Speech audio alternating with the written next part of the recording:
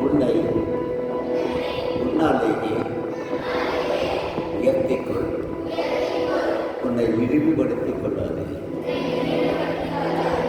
நீயே உனக்கு நண்பன், நீயே உனக்கு பகைவன். बन्धुरात्मात्मनस्तस्य येनात्मैवात्मना जितः अनात्मनस्तु शत्रुत्वे